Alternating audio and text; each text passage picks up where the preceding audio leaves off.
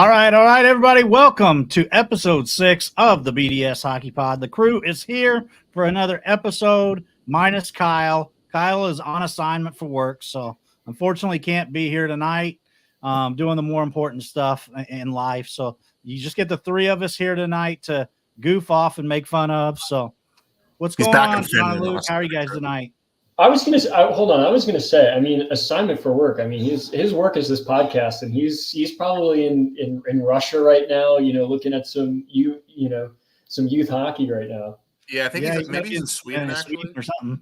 Yeah, Stockholm Elementary. Checking out those goaltenders in junior high school, and he's like little Hans Lindholm. He doesn't have that movement to his left yet, and his bedtime's still 8:00, but hopefully soon. Well, guys, it's good to be back another week. Sorry to everybody that watches that. We missed last week. Had some real life stuff going on, so it got in the way. But I'm glad that we're back at it again this week, and I'm sure Kyle will be chomping at the bit to be back on with us again next Monday.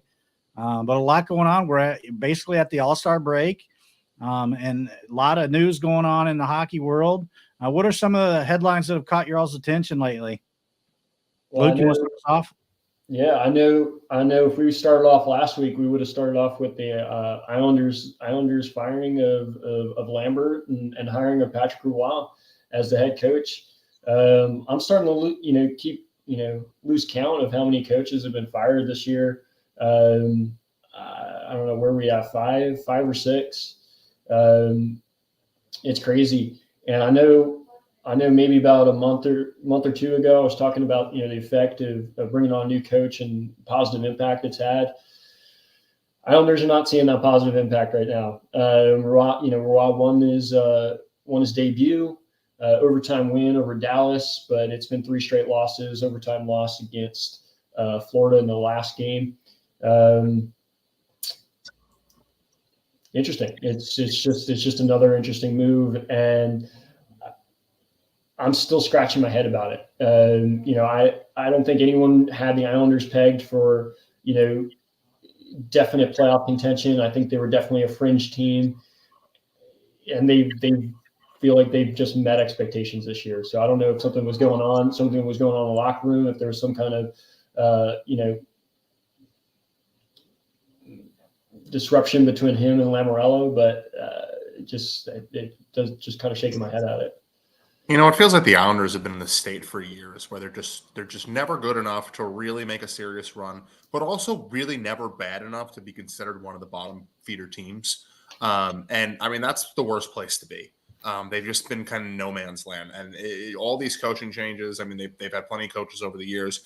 Don't seem to really be getting the Islanders to the point where they are at least picking a lane and going in the direction, whether they're tanking for more talent in the draft or they're competing for a championship. I think at some point you have to stop, trying to rearrange the deck chairs with these coaching changes and look to the front office and look to the decision makers, because something's not right with the way the Islanders are building the roster and the team. Even when they were good, they were boring. They weren't scoring. They weren't really able to keep up with some of the more high scoring teams in the league. They were just playing, good defense. And now, it's the same thing. They haven't had a guy that can really light up the score sheet since John Tavares left for Toronto. And I think at some point you need to do something with either your development, your drafting, your signings to get better talent in the door and to build this roster better. So we'll see what the coaching change has to do with the Islanders for now, but I think they got bigger problems that they got to figure out. Yeah, and it's interesting you talk about that middle ground. I can relate it to the NFL, and being a Buffalo Bills fan, it's like for 18 years, we missed the playoffs 18 years in a row, and it was like we never were a dog to the point where we had one of those top 5 picks that could really impact your team, but yet we weren't making the playoffs either. So it just made that drought even longer because you were just never getting that impact talent and that kind of thing. And it's just like it can really make your team be stuck in that middle, that messy middle for a really long time. Yeah. Yeah. That's just sort of been the sentiment for the Islanders, but they bring in Patrick Roy, who's really fiery player, really fiery coach. When he was on the bench with the Avalanche, former Jack Adams winner. can't remember what year, but it was his first year with Colorado. Turned the team around, brought them to the playoffs, and then team fell off after the next 2 years, and I think he was fired in his third season. I was reading recently he's been coaching junior hockey, and he's found a lot of success there. So hopefully he learned from his mistakes in Colorado, and he can turn around the Islanders. Yeah, and just kind of like segue into, I know I mentioned the All-Star break here a little bit ago. One of the things I wanted to bring up is the ridiculous nature of how long the break is. Like Edmonton goes 9 days without a game. I'm like, it really interrupts the flow because ever since the Christmas break, as a fan, I've had a little bit of difficulty getting back into the momentum because before Christmas, I was watching a different game on a daily basis, basically. And then when you get out of that routine, it's hard to get it back. And so I almost feel like these long gaps with no games really hurts momentum. And All-Star games really never do as much for me personally as a sports fan as maybe they do for other people. I know a lot of people get into the MLB All-Star game. To me, I go a lot of years where I don't even watch it, and I'm a huge baseball fan. So, personally, I think the MLB All-Star Game is the best of the All-Star games, but I think it's also the one that you can most closely replicate the actual sport being played compared to the other ones because you don't want to put in as much contact or risk injury. On your note about the break, I think it's funny that you bring that up because I think the opinion on the break and the length of the break is going to be different depending on the teams that you're rooting for. Obviously, as an Oilers fan right now, with as well as they've been playing, you don't want to break. You want to keep seeing them out there every night. You want to keep seeing that momentum going. But as Ranger fans, I'm sure me and Luke can attest to, this break could not have come at a better time. Yeah. When you're playing poorly, you're dealing with injuries. It's nice to just like kind of get a reset. Now we get a week off, get ourselves settled, get some of these injuries back, and maybe like kind of reset the system, bring some guys up. So everyone's kind of got differing opinions about the break. I understand why they do it. It's a long season. You want to make sure you give everybody a chance to get healthy and come back strong. But I mean, I personally, I'm a huge fan of the long break. I think it's going to be very beneficial for my team.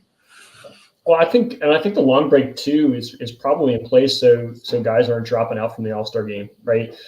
There was a really long stretch where you had some of your top guys, and Roy was fired. I mean, he wasn't fired. He got pissy and quit.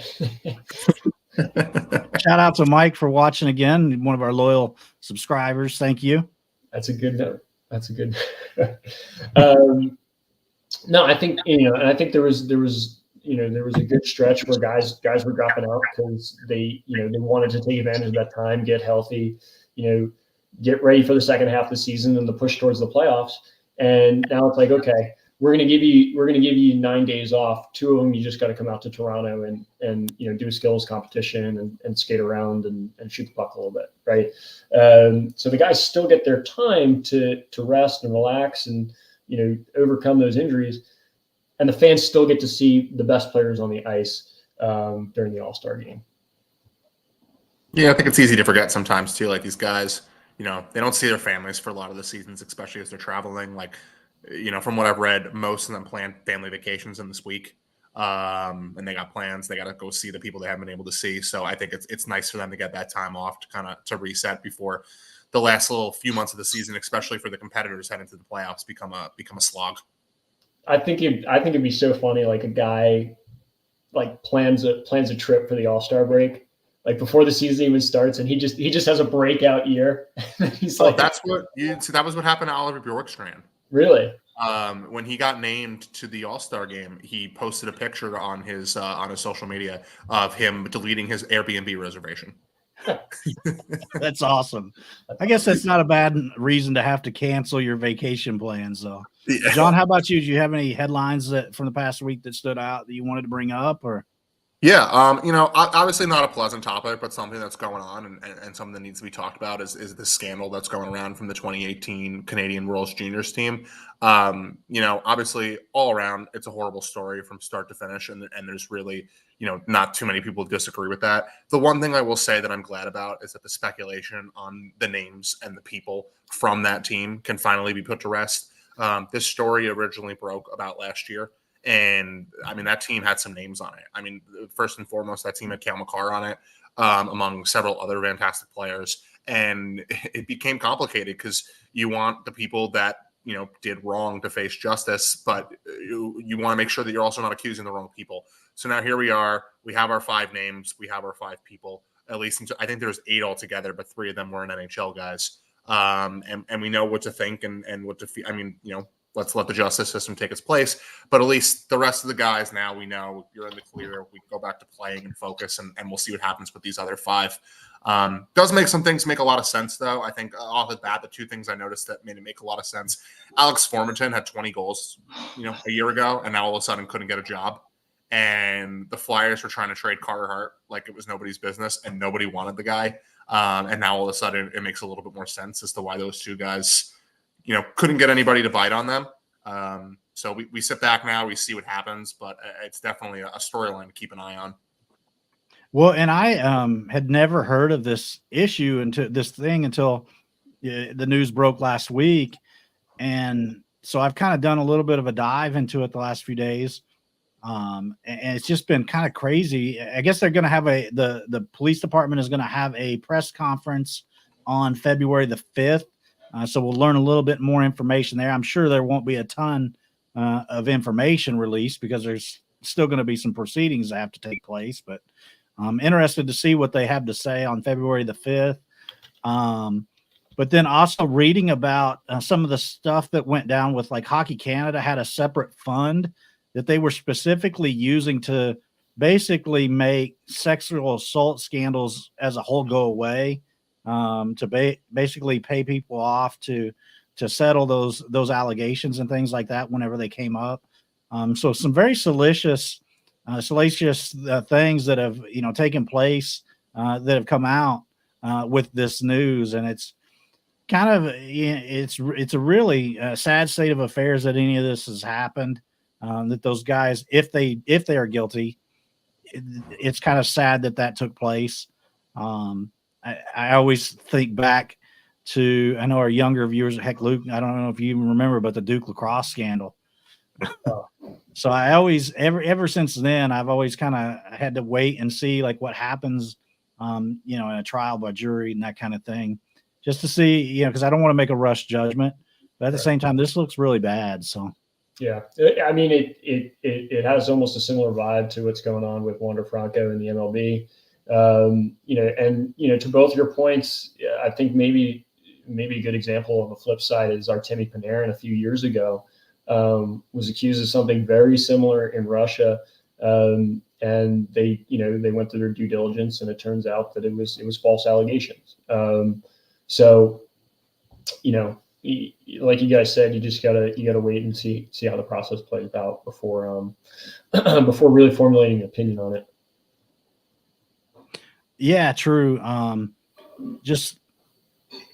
It's really sad that an organization is supposed to be promoting the sport in the country, and that kind of thing, and looking out for youth had to have a specific fund dedicated.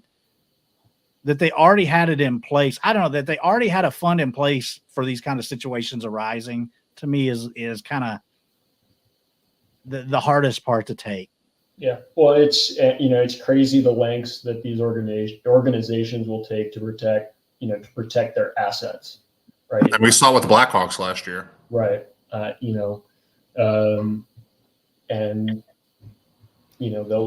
will go past what is just in order to do so.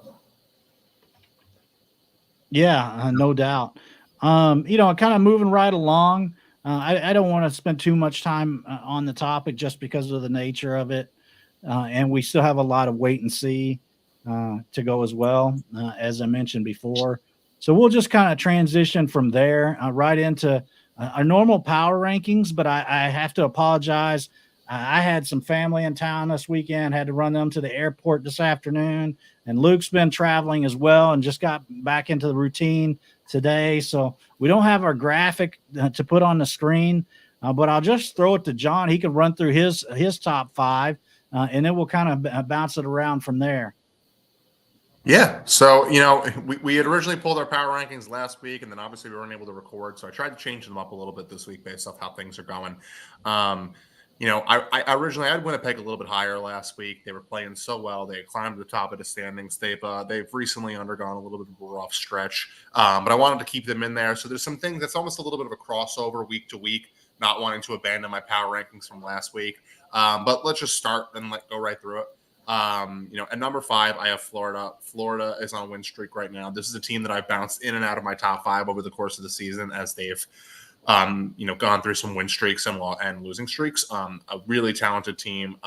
Sam Reinhart is having an absolutely incredible year, and they're a huge team to watch, especially coming out of the East. Colorado, another team that's dealing with some win streaks right now. Really, kind of pumped to see the way that they're playing. They had they had a little bit of the Stanley Cup hangover, and then they started to put it back together a bit. I kept Winnipeg in my top 5. They're at number 3. They played so well for so long. They've now lost 3 in a row. But this is a team that I still feel even despite the fact that they're finally starting to get some attention, I still feel that they're super underrated. They don't have that one guy that everybody talks about, like a Matthews or a McDavid, but they just have so many good players across the board, Ehlers and Scheifele and Morrissey and Hellebuck, that do so much to that team. It's hard not to have them in the top 5. I think they'll rebound after the break. Number 2 is back in Boston. They were at the top for a little bit. They faded back down. Now I got them back in number 2. They're tied for the points lead, in the league. Such a great defensive team. Great goaltending too. Swayman is having a great year. They're if they can get a little bit more scoring depth, they'll be back to the number 1 top team in my opinion. But this is a team that just wears you down every time you play them. And then sticking at number 1, I have to go with the Vancouver Canucks. It is a cannon of a team offensively. I can't remember the last time I saw a team that scared me that much from line 1 to line 4 offense. Miller, Pettersson, and Besser are all having incredible years, but even the guys on the 3rd and 4th line are out there, contributing. Guys like Mikhailov and Dakota Joshua. Great years all around. So that's a team that's a scary team right now. And until they show me otherwise, they're my team to beat. By you, Luke. I obviously like the number 1. I definitely have Vancouver Canucks first. I'm gonna go Colorado 2. Like you said, great scoring, great top end scoring, great top end defense. Georgiev's having a great year. I know they're 4 points behind the Bruins right now for points on the season, but I like their play. I'm going to go Bruins 3, steady 2-game win streak, 45 goal differential so far this year, 71 points going into the All-Star break. Three Bruins. Let's go Winnipeg 4. Like you said, I mean, they were on the top of the world a couple of weeks ago. They've fallen off a bit, but just great play all around. 6-3-1 in their last 10, and 39 goal differential so far in the season. Great goaltending from Hellebuck. Good defense from Morrissey, and you missed the number 1, really the number 1 player on the Jets, which is Kyle Connor. Shout out to the Kyles. The Kyle's All-Star squad. And I'll go 5. I'll go with Dallas Stars. Dallas Stars 3-game win streak, 7-2-1 in their last 10. 66 points, same as the Florida Panthers, and I'll put Panthers as a 5A right now because of their 4-game win streak. But Dallas Stars have been in and out of my top 5 this year. So I'll put Dallas at 5. And oddly enough, no one from either of us, no one from the Metro, with the Rangers falling off, and I think everyone else just having a slow start to the season. But it looks like Carolina's picking it up because they're only 2 points behind the Rangers right now. Yeah, I can't put the Rangers in a top 5 right now, and Carolina's not that far away. I actually had them in a top 5 on our last show, but they've been playing a little inconsistent too. So yeah, the Metro's been a weird division this year. And Mike has a comment. Wait, no Oilers in the top 5. I'm right there with you, Mike. I can't imagine. I can't see a top 5 right now without the Oilers. My power rankings this week actually has Edmonton at number 1. 16 wins in a row. I think it's deserving, not just homerism at this point. When you win that many games in a row, I think it's very deserving. Vancouver for me would be number 2. Having scored points in 10 straight games is pretty impressive as well. Winnipeg at 3. They've kind of got hit the skids a little bit in the last week, but I don't like dropping teams too hard, too fast. So I'd have them at number 3. Colorado holding steady after a good week at number 4, and then Boston at number 5. I did debate Dallas, Carolina, and a couple other teams as well, but that would be my top 5. So I have to hit you guys up because I can't see not putting Edmonton in the top 5. I mean, Mike hit it right there with 26-6 in the last 32. That's a pretty good run over the last few months. I'm not downplaying 16 in a row, but it's a full body of work, right, for the power rankings. And oddly enough, they are still 3rd in the West after winning 16 straight. And that, I think that speaks to just how bad they were to start the season, right? So that factors in as well. But they were a team that I considered for sure, and I think that if they continue to play well, by the time the next time we do this, they'll be in there. But again, like Luke said, it's a full body of work. I didn't want to you couldn't take Boston or Vancouver out. I didn't want to take Florida out, or Colorado with the way that they've been playing. I probably could have taken out Winnipeg and put in Edmonton based off the fact that Winnipeg has hit a little bit of a skid lately. But I really just wanted to give Winnipeg their flowers after, I wanted to have them in my top 5 last week and we just didn't get to record. But I think if I made a top 6, Edmonton would have been number 6. I had Edmonton at 5B. 5B. Who was 5A? I forget. 5A was Florida. Okay. Well, Florida kind of beat the brakes off of Edmonton a couple of times already this year. So, yeah, I think they've beaten Vegas twice this year too, which is crazy. I'll have to double check that, but I think they've beaten Vegas twice this year. So it's just kind of like for them, it's we made it to the Stanley Cup. Now let's get redemption here. Yeah, for sure. Kind of transitioning to our next little segment for this week. One of the things that we thought would be fun is for Luke and John to draft their own all-star teams on this week's episode. So I'm going to pull up the Google sheet. You guys can take it away while I'm getting this pulled up on the screen here. I don't think I processed how little defensemen were there for selection here. Do we have? Are there even enough defensemen? No, there's 4 defensemen. Really? Yeah. Oh right, goodness. All right. Well, we'll put some defensemen we'll put some forwards on the defensive lines. That'll be fun. We'll figure it out. That'll be fun. All right, somebody be playing 2 ways there, basically. John, since I got to pick your team name, you can pick first. All right. John's crappy team full of wins. Brutal. That's what happens when you show up 5 minutes before showtime. Mm-hmm. I apologize.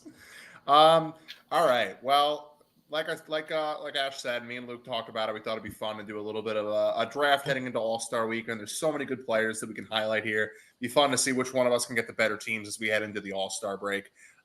So John's crappy team full of wimps apparently is going to take the first overall pick here. I'll be honest, guys, I waffled on this one a lot. I waffled on who I thought was truly the best player versus who I feel is having the best year. But this is an all-star game draft. So I'm going to go with who I feel is having the best year. And I am going to make the first overall pick of this draft, Mr. Nathan MacKinnon.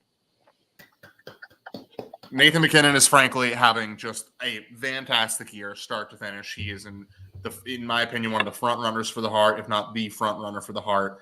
He's been incredible.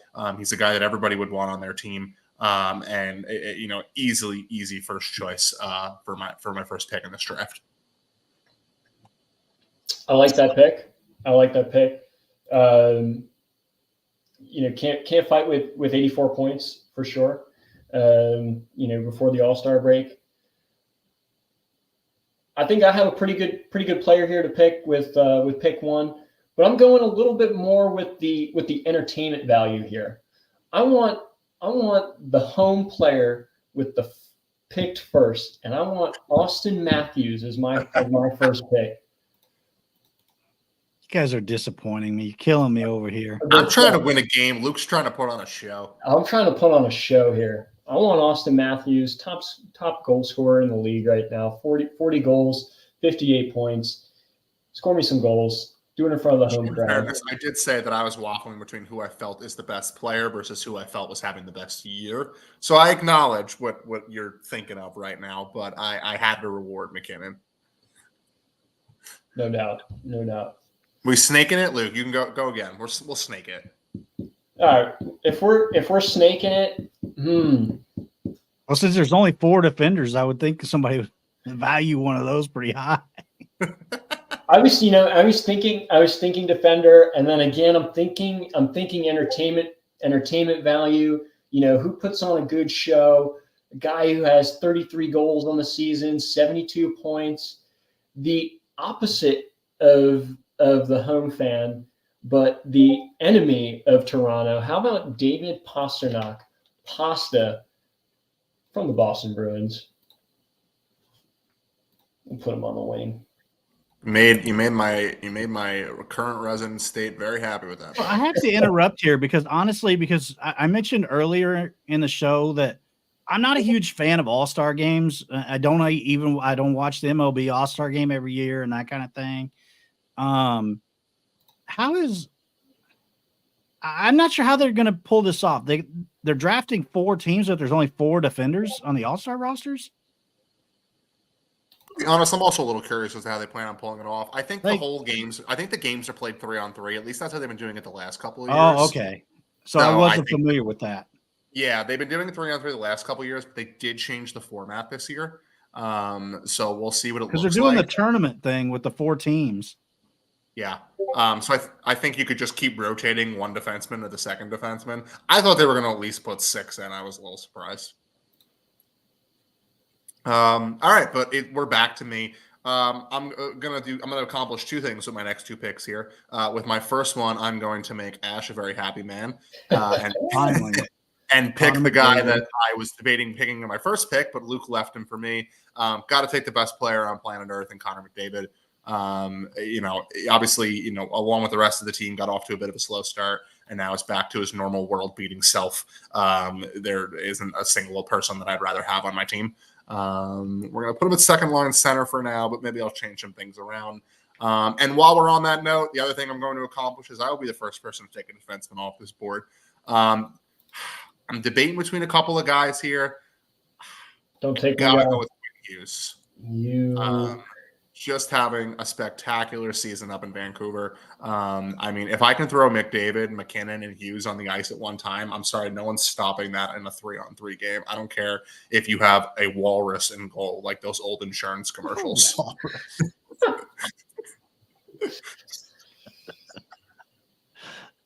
Oh, that's good. That's good stuff. All right, so back to you, Luke. Back what do you to got? I was gonna take Quinn Hughes with my pick here. I almost debated taking him with my second pick, but I figured I could wait a couple rounds before I could take him. I'm gonna stay on the offensive side here. Again, we're a team that's trying to put on a show, trying to score a whole bunch of goals. How about a guy with 32 goals, 5 All-Star appearances, or this will be his 5th All-Star appearance? Staying in the Atlantic Division, I'm going to go with Nikita Kucherov from the Tampa Bay Lightning with this pick. I'll stick him on the right wing. I'll stick him on the right wing here.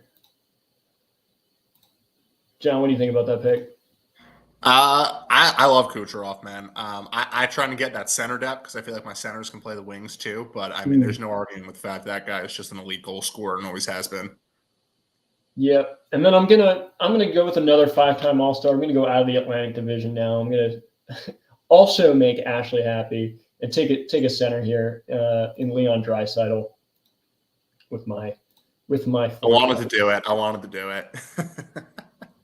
I can't let you have both of them. And they can't be on the same team. You know, speaking of Oilers in the All-Star game, I still have to air my grievance here about Zach Hyman. I was going to hold it until the end of the show and let that be my parting comment. But the dude is 8th in the league in goals scored this year, has been maybe the most consistent performer on the team all season. What a snub. I just frustrated. It happens. Again, every team needs to have an all-star, right? And you're not going to have an all-star game without McDavid, right? And you're probably not going to have an all-star game without Draisaitl too. So it stinks that he just gets the shit out of the stick on that. Well, and then the Toronto and Vancouver fans all voting in their guys too. So yeah. You foreshadowed my pick here. Got to get that first Canuck off the board. I'm gonna go with a former Ranger who's having a fantastic season. I'm sorry, I already picked a Canuck. That's my. Yeah, I was gonna say this was a really good one. I think you should lose a pick for that. All right, whatever. We're going with JT Miller. I'm the winger. Is a guy who can play the wing. Former Ranger, so already love him for that aspect. Having a fantastic year in Vancouver. Just a really fun guy to watch all around. My next pick here. I'm sorry, Luke. I'm going in the direction you haven't gone yet, and I'm kind of leaving you with the scraps. But let's. We already went with the runner-up rookie of the year from that year. Why don't we go with the actual rookie of the year from that year and take Cale Makar to play the other side on defense? Hey, listen, that's all right. You take your defenseman. That's fine. I'll keep stacking up. I'll keep stacking up the offensive firepower here. I'm gonna again stick with putting on a show. I'm gonna take two wingers here. I'm gonna take two wingers here. Another guy who scored 30 goals this year and has really found his way again in Brock Besser. So that's the third Canuck off the board, number one power rank team. And then I'm gonna go with a little bit of a different pick here. A guy who hasn't been having the best year, but has shown flashes of being an elite player. And when you talk about putting on a show, if your name or your nickname is the Thrill, then you're going to put on a show for a game. And I'm going to go with Kirill the Thrill here with my fifth pick. We love Kirill the Thrill. It's hard to argue with that pick. I think when that guy is full strength and he's healthy and he's not dealing with injuries or poor play surrounding him, I mean, he's one of the most exciting players in the league.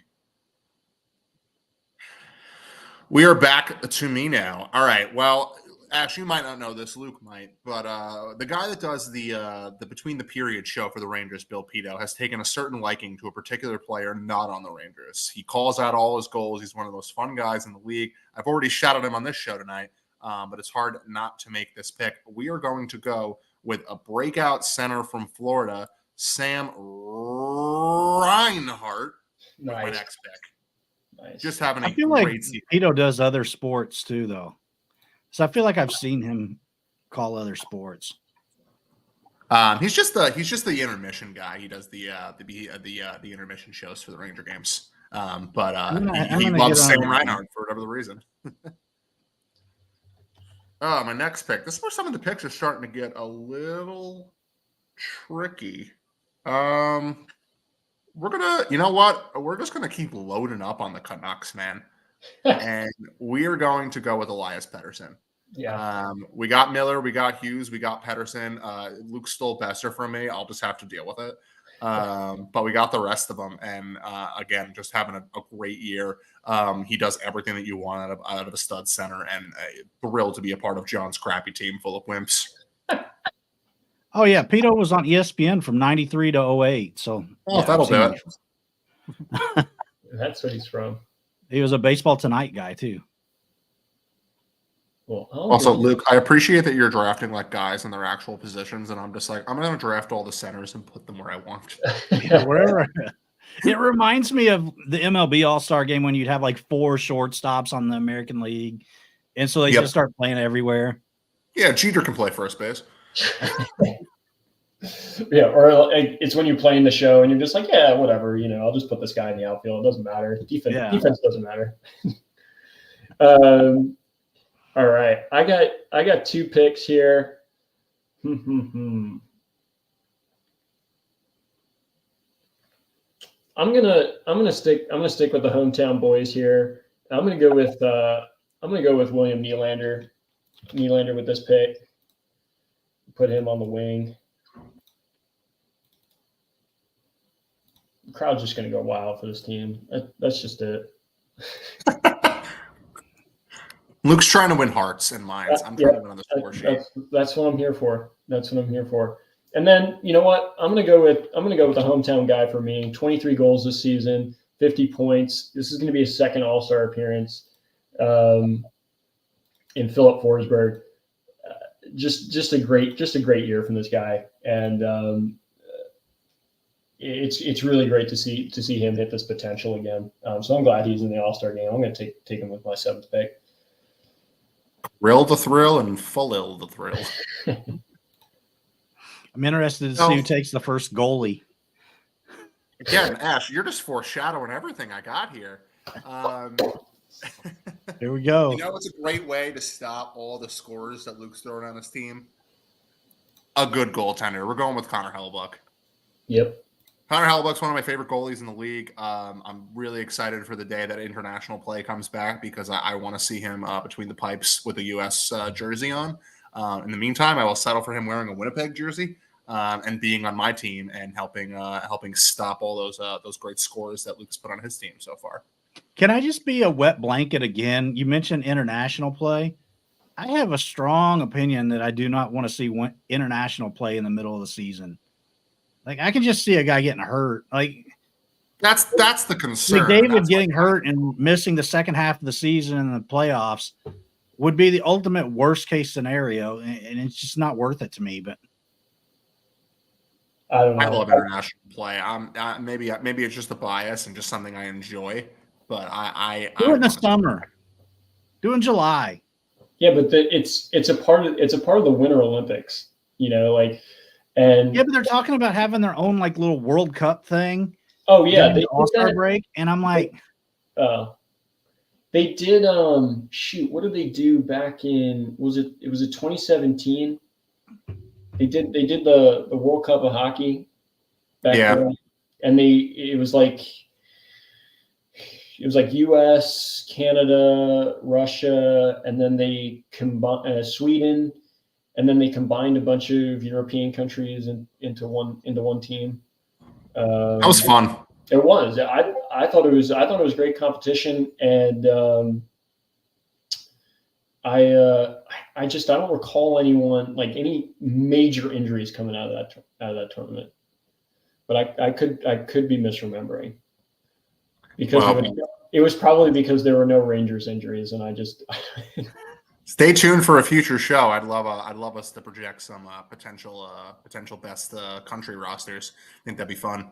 U.S., Canada, Finland, Sweden, etc. Hey, listen, we might be pitching a show idea here where we pick the U.S. roster for the next Olympics. That'd be a lot of fun. I'm gonna get us back to it though. Keep us moving on this draft. My team needs more of centers.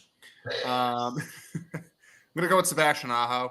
Not a huge fan of him personally after the injury to Adam Fox earlier this season. But there's no doubting that guy is one of the more underrated players in the league. What he's done for this Carolina team over the last couple of years has been fantastic. And he is a great guy to fill in my third line center position on this team. I like it. I like that pick. I'm gonna do another call and response. You take a goaltender. I'm gonna take a goaltender. This is a guy I've spoken so highly of on the show. and mostly because he's a Utica Comets guy. Great season, 92% save percentage, 2.44 goals against, 26 wins, and again, he's on the top team in the NHL right now. I'm talking about Thatcher Demko. I had a I feeling knew the that's where you Demko were pick was going. coming. Yeah. No, Kyle and I have some kind, just a different, different appreciation for. I'd like to believe while Kyle's on assignment right now that he's watching and smiling at that pick. Yeah. I actually kind of thought that John might do the double goaltender there just to block. Just to block Demko from I me. mean, there's about 50 goaltenders to choose from, so we have more goalies than defensemen for some reason. Yeah, I might. You know what? I might be foreshadowing here. I might pick a goaltender and put him on defense. But I'm not ready to do that. I am ready to put someone in the defensive position. Not necessarily a defenseman, but I have full confidence that he can cover the blue line, given his familiar ties with defensemen. I'm going to take Jack Hughes and I'm going to put him on left defense here. Wow. He's been sitting there. I thought about putting him in the third line center.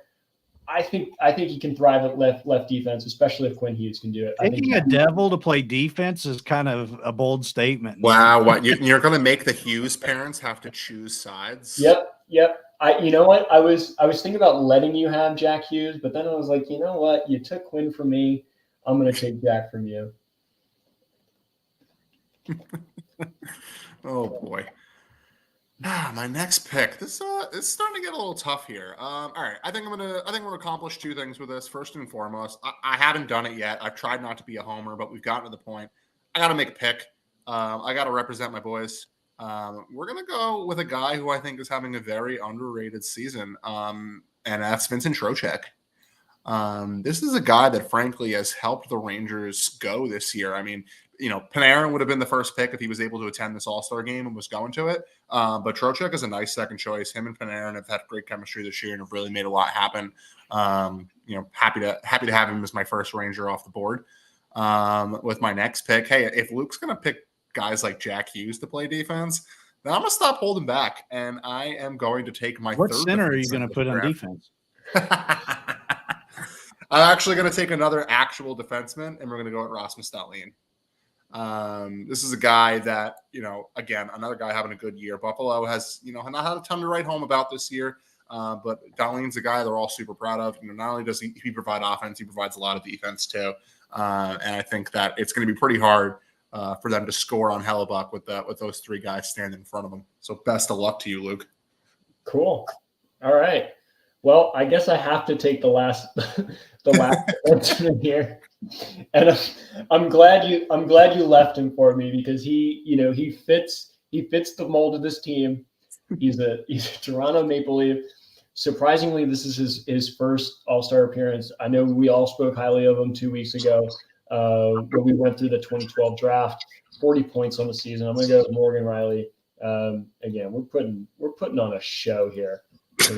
We are winning hearts, and we are going to win this game. Shoot, who do I take next? Because that one was such a good pick. I'm so taken back. Bum. You know what? Again, we're sticking with putting on a show. I frankly, I wish his brother was on this list. But Brady Tkachuk can put on a show too on the physical side. 38 points on the season, 20 goals with the Ottawa Senators. I guess we're sticking with the theme of the Atlantic Division. So we're gonna bring Brady Tkachuk on board. I'm gonna put him on defense.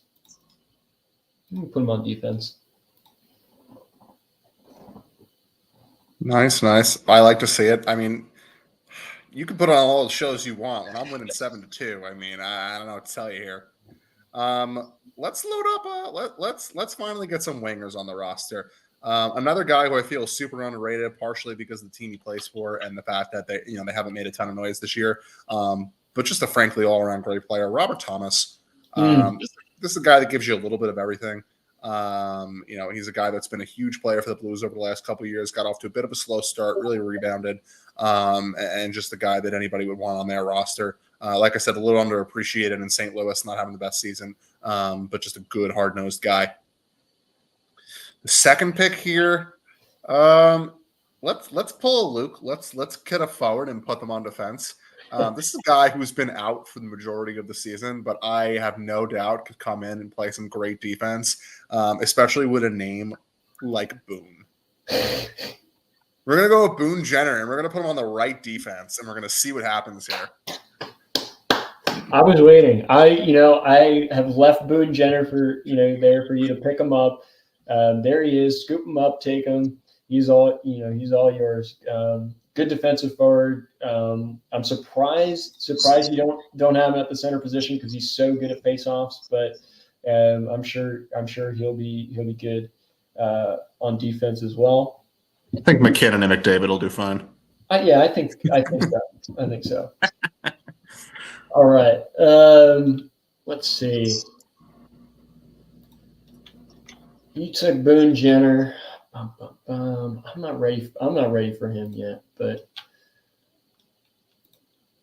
I'm gonna go similar theme that you had on your last pick. A guy that you disrespected earlier in the show. He's been hurt a little bit this year, but I mean, when he's healthy, he is a top 10 goal scorer. And I'm going to take from the Kyle's All-Star team. I'm going to take Kyle Connor. I'm also going to put him on defense. Luke's trying to win the hearts and minds of Toronto and Kyle. That's the goal of his strat. Kyle, if Kyle's watching right now, he's tearing up, and when he watches later, he will definitely be tearing up. Except I got Quinn Hughes, so. I couldn't get, I know he'd be happy with Demko. I know he'll be happy with Kyle Connor. He'll be upset with me because I didn't take Quinn Hughes with the first pick, but that's all right. We'll hash that out later. Winning hearts over. John brought up a great story earlier with Oliver Bjorkstrand. We're going to continue to try and win hearts over and bring Bjorkstrand on the squad. Apparently canceled his vacation that he'd planned earlier in the year in order to be here. So we're going to take Oliver with our 13th pick. We'd love to see it. I got a question for the both of y'all as I head into my next pick. Do either of you know who my favorite semi-aquatic carnivorous mammal is? How the hell would I know that? You might. It's an otter. We're going to go with Jake Ottinger with the next pick. Nice. Nice. I've been prepping that segue on that. I almost took the guy first because I was ready for that. I've always really liked Jake Ottinger. I remember his days playing on the U.S. juniors teams. Some of those teams heading for the medals. And this is a guy that was having a great year in Dallas. I think it'd be a good tandem to go along with Connor Hellebuck for this team to stop all those goal scorers that Luke's got on his team. You can't stop us. I'm going to take a guy that I frankly can't believe has lasted this long. I don't like him personally, but how do you not have this guy on your roster? I'm happy to have him as my fourth line center. Sidney Crosby. He's heading to the Hall of Fame one day. He's a multi-time Stanley Cup champion. Like I said, I don't like him as a Ranger fan, but I respect the hell out of him as a player. And I could do worse from a fourth line center standpoint on this team. Yeah, no, that's a pick. That's a pick that'll win over the fans. I think all of Canada loves Sidney Crosby. All right, moving along here. Tough. This is tough pick here. I'll take another goaltender. Actually, you know what? I'll hold off on the goaltender here. I'll hold off. And I'm going to take John's fantasy breakout player of the year, the guy who I should have taken in our draft. Oh, no. Passed on him hundreds of times. Frank the Tank Vetrano. He's gonna man this line right here. He's gonna be our third line center. Dude loves to shoot the puck. He's gonna score. He's gonna score some goals, and everybody's gonna love it. Anaheim, if you're listening, trade him back to us. Who am I going to take here? You know what? I'm going to stick with another hometown pick. I'm surprised he's been sitting out there so long, Mitch Marner, and I think I just won the draft. I think I just won the draft. It's official. We can stop drafting right here because John has not picked a single player on the Toronto Maple Leafs. I have all the hometown boys. We're Road Warriors. And no one cares about Road Warriors in the All-Star game. You know what I care about? Winning. Winning is much better. All right, let's get some of these picks off the board here. We only got a handful of guys left. Let's talk about another underappreciated guy, a guy that plays in what would not be considered a hockey hotbed, the middle of the desert. That's right. We're going to go with Clayton Keller out of Arizona. Happy to have him on my third line. Great winger, great goal scorer, and a guy that I think goes very underappreciated because of where he plays. Luke, this entire show, I've had to listen to you talk about how you're here to put on a show. You're here to put on the fans. But you know what's really going to help put on a show? What's really going to help get the fans excited? How about the first overall pick of last year's draft? That's right. It's time for Connor Bedard. He can't play. I know he's very hurt, but he's the That's team. a fail. No. Get him out of here. He was highlighted. There's no taking. I would have taken Connor Bedard so much earlier if I was putting on a show. Get him out of here. All right, all right, fine. I'll make a different pick. But He just wants to sell jerseys. I want to sell jerseys. I'm here to put on the show. I'm here to make it to put some fans in the seats. All right, we're gonna go with Thomas Hertl instead, from one underappreciated market to another. Hertl and Keller, they both play for teams that not having the greatest of years, but Hertl is just a fantastic player, and if he had any support around him, he'd be putting up numbers that we're used to seeing out of him. Cool. All right. Well, we're running out of space here. I'm gonna go with a goaltender here. And oh man, this is tough. I'm gonna go with Jeremy Swayman here. Really sticking with the Atlantic division. Just again, like John said earlier, just having a fantastic year. Split time as a goaltender, but still, 2.3 goals against average, 92% save percentage. So he's having a great year, and he'll win over the fans. Don't worry. Even though he's a Bruin and he's playing in Toronto. All right. Another guy I'm surprised who has stuck around this long. Great centerman. Maybe under the same category as Keller and Hertl, very underappreciated because of the team he played on. I'm going to take Matthew Barzal. I'm going to take Matthew Barzal, and he's going to close out our forward lines here. Love to say it. I already ripped the Band-Aid off. I took Sidney Crosby. I took a guy that I'm not a huge fan of on a personal level. So let's keep it going. I can't believe I'm doing this, but What happened to the snake? Oh, that was only pick one? I'm sorry, Luke. That's okay. I was going to say something later on that you cheated in the draft, but that's okay. Go ahead. I think it happened a couple turns ago, actually, but it happened like on the third pick or something like that. John was just so excited. He saw that I picked twice, so he was like, I'm gonna pick twice. So I haven't said anything because if anything went wrong, I could just say that John cheated. Oh, I totally missed that. I'm sorry. No, you're good. Make your pick, Luke. It's fine. We'll keep it by the rules. All right. 18th pick. And I'm not going to steal your pick because I'm a good guy like that, and I know exactly. Were you going to take him anyway? I was not. No, I have no desire to put him on my team. I think he's cool and all, but no shot. I'm gonna go with another Canadian guy. I'm gonna go with Nick Suzuki. Ton of speed. Maybe he fits a little bit better on the forward lines. Maybe I can bring someone out, but we're running out of space here, so he's gonna man the last defensive spot, or second to last defensive spot for me. Well, I kind of buried the lead on that one, but we're going with Tom Wilson with this next pick, mostly because I think he could probably play defense in a pinch, and I need some forwards who could play some defense. Who's going to be my third line defenseman there? I can't believe this guy's still on the board.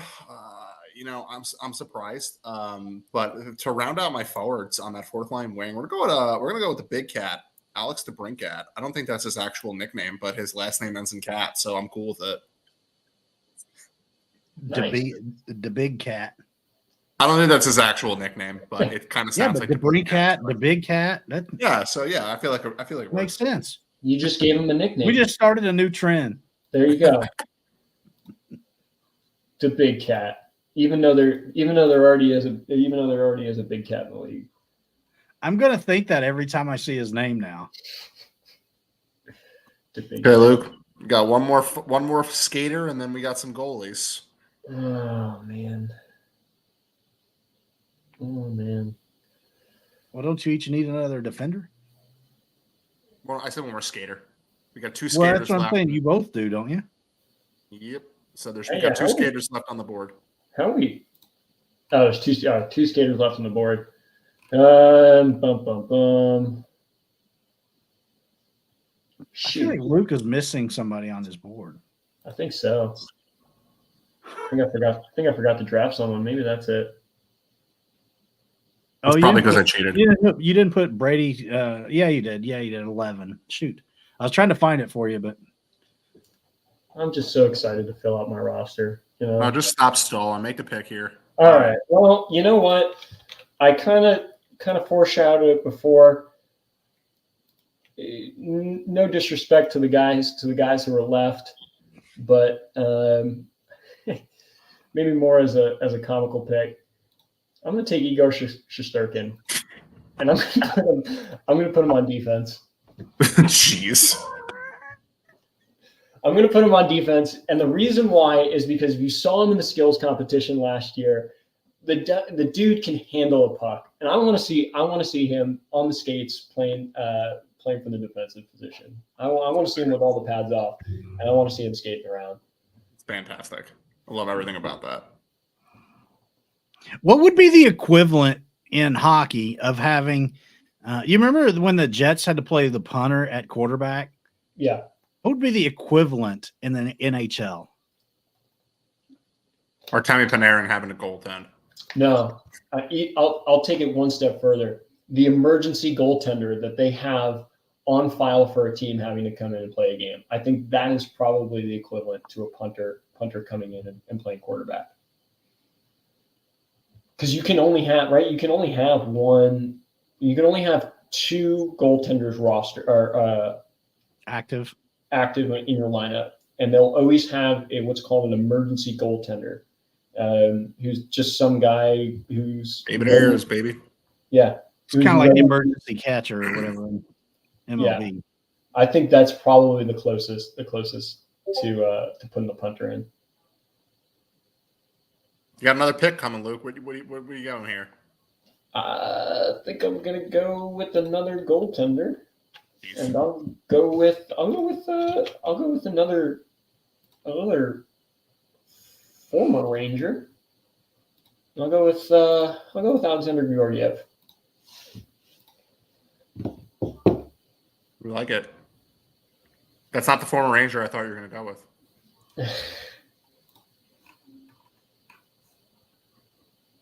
Oh yeah, he's also having a really good year.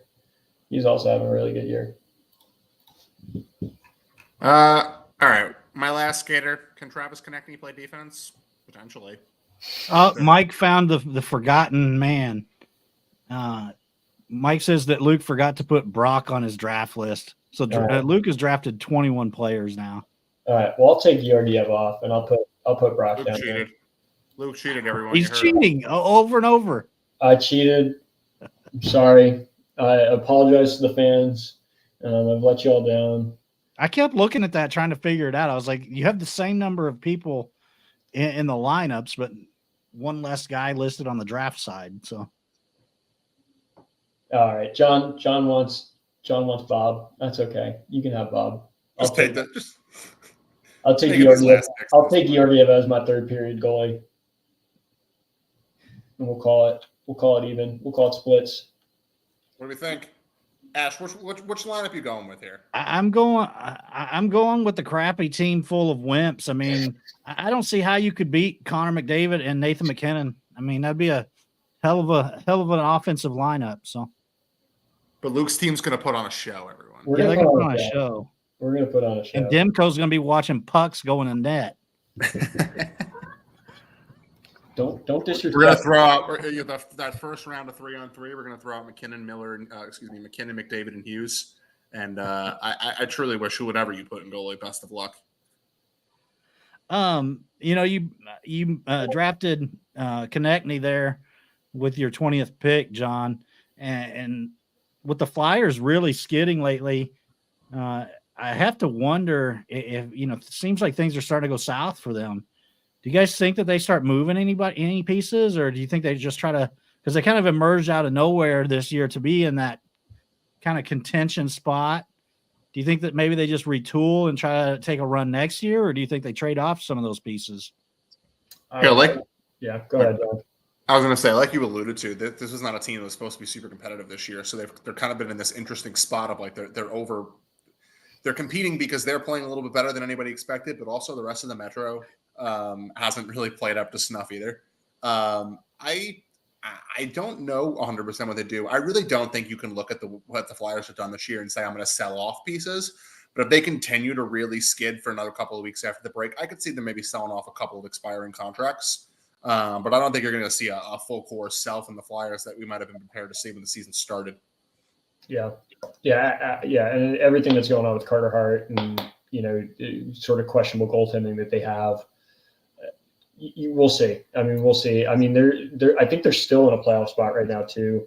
And kind of on that topic too. And I wanted to bring it up last week with the Jamie Drysdale trade that happened. I think it was a couple of weeks ago. I know. I saw it.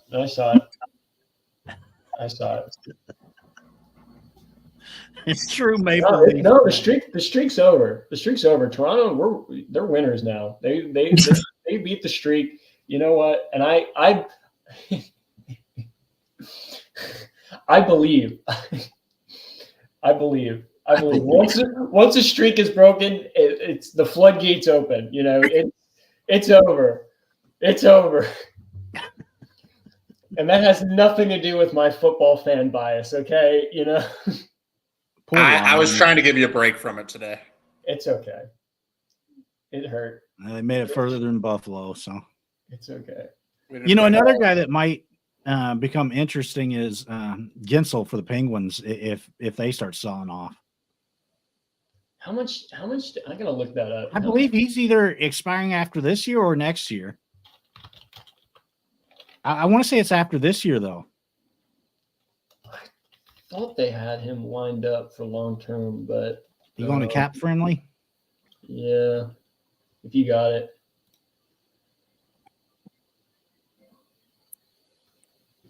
Did you get it? Oh, I did not get it. Hold on. Oh, I thought you were going. But still, I mean, you're bringing up some of these guys. There's definitely some very intriguing names. I think this is going to be a super interesting deadline. I'll pull it up. Let's see. Gensel. Oh yeah, no, he's a UFA. Yeah, so I mean, he might be a piece that gets moved. I can't see the Penguins doing it. They still have Crosby and Malkin, and they want to make a run, even if they're not having a normal year. I can't see them selling off pieces with Crosby and Malkin still on this team. I can't see them saying we're punting the season as you guys are getting ready to retire. Yeah, and especially with signing Malkin to a 3-year deal last season, Crosby on a 2-year deal. I mean, Crosby, it's almost a given that Crosby's, if he wants to come back, they're going to sign him back. And Letang, oh my goodness, they signed Letang to a 4-year deal. 5. Jeez. So he's going to be with them through his age 41 season. I personally think when you look around, I mean, you brought up Gensel and the Penguins, but when you look around the league, outside of the obvious people like the Sharks or the Ducks that are going to sell off their pieces, I think a team that's going to be super interesting to see is the Flames. They got some enticing pieces. Most notably, I know he's not having the best year, but Elias Lindholm. I'll be very interested to see what the Flames do at the deadline, and if Lindholm or any of those other guys on the team. They talked Noah Hannafin in the past. The impact that those guys would have on the league. We foreshadowed a USA roster show. Maybe we're foreshadowing a trade deadline show and some. That's coming up too. So yeah, that'll be right around the corner after the break. I think we could talk for another hour about trade speculation. Yeah, for sure. And I'm sure Kyle won't want to miss out on that. But appreciate everybody watching. Make sure if you're new to the channel, hit that subscribe button and turn on those notifications. Really appreciate everybody watching the show tonight and taking part. Before we head out, though, let's head out with some final words here. John, I'll let you lead us off. What are your final words for the night? Yeah, you can see my caption there. My final words will just be a bit of a get well soon to Philip Hedl, Ranger center, who, frankly, has just been through a scary situation in his career. He's only been in the league for a handful of years. He's still 23 or 24, and he's had 4 concussions now. He's been out the whole year dealing with the concussions. He finally came back, started practice from the team, and immediately collapsed again due to some concussion syndromes. Concussions are scary. You don't mess around with them, and he's going to miss the rest of the season. So hoping for not just his hockey career, but his well-being as a human being, that he can get through this and find some peace and some health in his life. Yeah, no, that's scary. That's scary. Luke, how about you? Final thoughts. I'm going to go with 2 bold predictions for the second half of the season. First, it's a little scary to think, but I'm going to predict that Alex Ovechkin, for the first time in his illustrious career, will not pass 20 goals on the season. We're at the All-Star break. He only has 9 goals. I hope he figures it out. He is one of the best, if not the best, goal scorers of our time. And you can credit him. You can credit him with bringing hockey back, the NHL back. With his rivalry with Crosby. Second bold prediction, and this is really bold. Buffalo Sabres make the playoffs. Damn. There you go. That's a bold prediction. 9. Rasmus Dahlin's going to come back from that big All-Star win. Yeah, he's going to feel it. He's going to feel it. I'll give quick reasoning. 9 points back. They went 2-3 on the West Coast. On the West, they won 2 out of 3 on the West Coast run.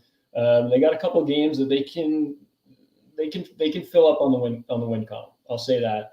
And they have the goaltender. They have the goaltender trio that I think can help them in the long run. So I'm going to say Sabres make the playoffs this year. I got to check the standings now that you say that, because I'm not even sure where they're located now. Let's see.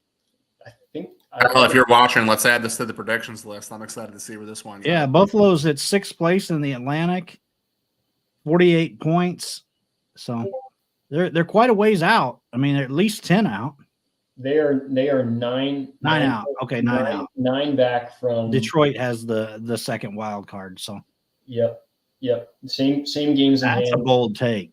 It's a bold. Just a great way to end the show there. Yeah, it's a bold take. My final words, got to give a shout out to Chris Knobloch and Paul Coffey. 16 games in a row that the Oil have come out on top. I mean, I was questioning my life choices there at about midway through November as to choosing to become an Edmonton Oilers fan.